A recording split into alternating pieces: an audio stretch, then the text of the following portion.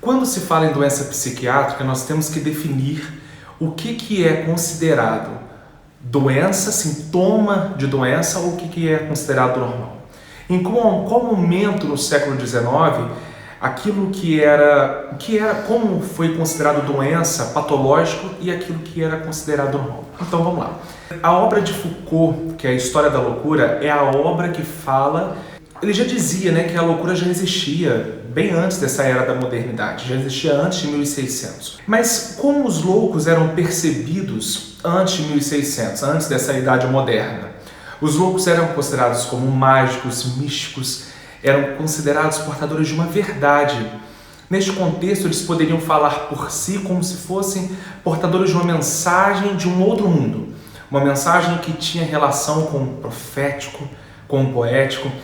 Eles eram andarilhos, viviam andando e contando histórias. De quando em quando, Foucault relata que os loucos eram embarcados em navios lançados em alto mar. E esses navios eram conhecidos como nau dos loucos, que iam percorrendo o rio Reno, recolhendo bêbados, vagabundos, antissociais e os chamados patetas de família. Segundo Foucault, a nau dos loucos era uma imagem que serve a duas dimensões diversas, assim, para a gente definir loucura.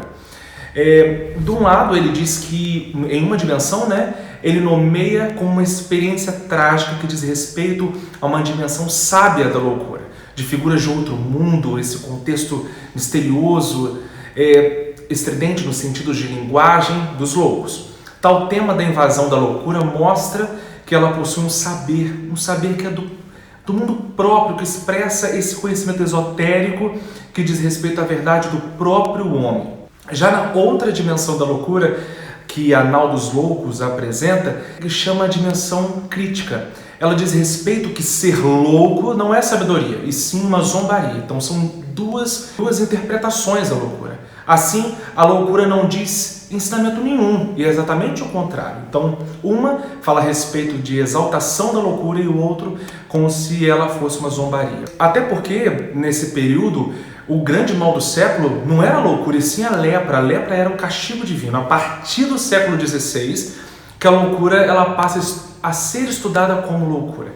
René Descartes disseminou que havia um pensamento comum entre os homens. E ali naquele momento começou a ser definido o que era normal e o que não era normal. Então traçou-se neste momento que era comum entre os homens os pensamentos para poder definir. Quando se definiu o traço, o que parecia normal, a partir desse momento os loucos começaram a ser censurados.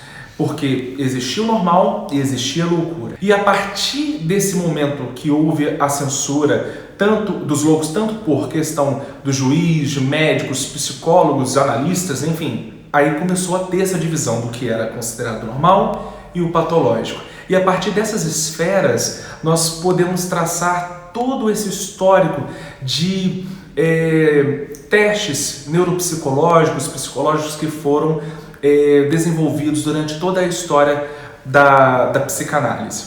Enfim, essa é um pouquinho da história do que é normal e o que é patológico quando a gente fala em relação aos sintomas de doenças psiquiátricas.